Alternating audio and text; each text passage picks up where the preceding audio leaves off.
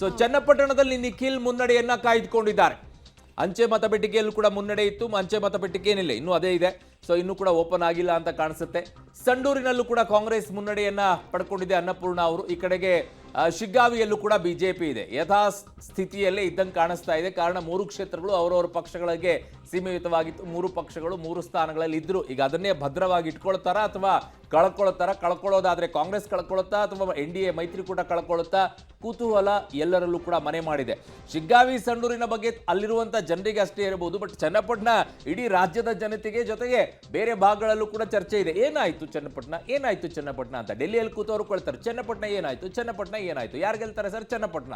ಆ ರೀತಿಯಾಗಿ ತಂದಿಟ್ಟುಬಿಟ್ಟಿದ್ದಾರೆ. ಲೋಕಸಭೆ ಚುನಾವಣೆ ಬಂದಾಗ ಇಂಡಿಯಾ ಅಂದ್ರೆ ಮಂಡ್ಯ ಅಂದ್ರೆ ಇಂಡಿಯಾ ಅನ್ನೋ ರೀತಿಯಲ್ಲಿ ತಂದಿಟ್ಬಿಟ್ಟು ಈಗ ಉಪಚುನಾವಣೆಯಲ್ಲಿ ಚನ್ನಪಟ್ಟಣ ಅಂದ್ರೆ ಬೇರೆ ಚುನಾವಣೆಗಳಲ್ಲಿ ಲೆಕ್ಕ ಕಂಪೇರ್ ಮಾಡ್ಕೊಳ್ಳೋ ಪರಿಸ್ಥಿತಿ ಬಂದ್ಬಿಟ್ಟಿದೆ. ಚನ್ನಪಟ್ಟಣ ಎಲ್ಲಿ, ಬೇರೆ ಕಡೆಗೆಲ್ಲಿ. ಸೊ ಆದ್ರೂ ಕೂಡ ಅಷ್ಟೊಂದು ಕುತೂಹಲ ಇದೆ. ಚನ್ನಪಟ್ಟಣದಲ್ಲಿ ಹೋಲ್ಡ್ ಮಾಡಿ ಇಟ್ಕೊಳ್ಳೋಕೆ ಕುಮಾರಸ್ವಾಮಿ ಅವರು ಯಶಸ್ವಿ ಆಗ್ತಾರ ಆ ಕ್ಷೇತ್ರವನ್ನ? ಕಾರಣ ಈಗಾಗಲೇ ರಾಮನಗರದಲ್ಲಿ ಕ್ಷೇತ್ರಗಳನ್ನ ಕಳೆದುಕೊಂಡಾಗಿದೆ. 4ಗಳಲ್ಲಿ ಈಗಾಗಲೇ 3 ಕಳ್ಕೊಂಡಿದ್ದಾರೆ. ಉಳಿಸ್ಕೊಂಡಿರುವಂತದ್ದು ಚನ್ನಪಟ್ಟಣ ಮಾತ್ರ. ಆ ಚನ್ನಪಟ್ಟಣವನ್ನ ಮತ್ತೆ ಉಳಿಸ್ಕೊಳ್ಳೋಕೆ ಕುಮಾರಸ್ವಾಮಿ ಅವರು ಯಶಸ್ವಿ ಆಗ್ತಾರ? ದೇವೇಗೌಡರ ಆ 92 ವಯಸ್ಸಿನಲ್ಲೂ ಕೂಡ ಪ್ರಚಾರ ಮಾಡಿದಂತ ರೀತಿ ಇದೆಯಲ್ಲ, ಅದಕ್ಕೆ ಜನ ಮನ್ನಣೆಯನ್ನ ಕೊಡ್ತಾರ? ಇದನ್ನ ಬಹಳ ಕುತೂಹಲ ಇದೆ. ಜಮೀರ್ ಅವರ ಹೇಳಿಕೆ ಯಾವ ರೀತಿಯಾಗಿ ಪರಿಣಾಮವನ್ನು ಉಂಟು ಮಾಡಿದೆ ಅನ್ನುವಂಥದ್ದನ್ನ. ಸಂಡೂರಿನಲ್ಲಿ ಸರ್ 3 ಅಂಚೆ ಮತಗಳ ಮುನ್ನಡೆಯನ್ನ ಕಾಂಗ್ರೆಸ್ ಕಾಯ್ದುಕೊಳ್ತಾ ಇದೆ. ಅಂದ್ರೆ ಅನ್ನಪೂರ್ಣ ಅವರಿಗೆ 3 ಅಂಚೆ ಮತಗಳ ಮುನ್ನಡೆ ಸದ್ಯಕ್ಕೆ ಸಿಗ್ತಾ ಇದೆ.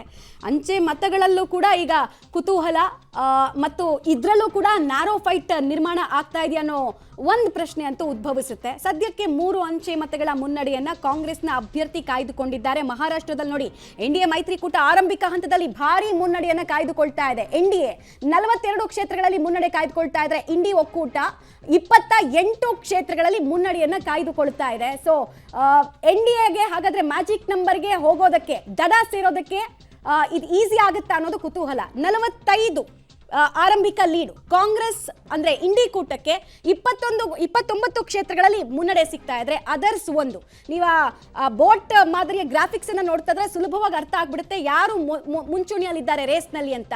ಸಹಜವಾಗಿ ಮಹಾರಾಷ್ಟ್ರದಂತಹ ರಾಜ್ಯವನ್ನ ದಕ್ಕಿಸ್ಕೊಳ್ಳೋದಕ್ಕೆ ಪವರ್ಫುಲ್ ಆಗಿರುವಂತಹ ರಾಜ್ಯ ಆಗಿರೋದ್ರಿಂದ ಆಲ್ಮೋಸ್ಟ್ ಎಲ್ಲ ಪಕ್ಷಗಳು ಎಲ್ಲಾ ರೀತಿಯಾದಂತಹ ಶಕ್ತಿ ಸಾಮರ್ಥ್ಯವನ್ನ ಉಪಯೋಗಿಸಿತ್ತು. ಅದರ ರಿಸಲ್ಟ್ ಅನ್ನ ನೋಡ್ತಾ ಇದೀವಿ ನಾವು.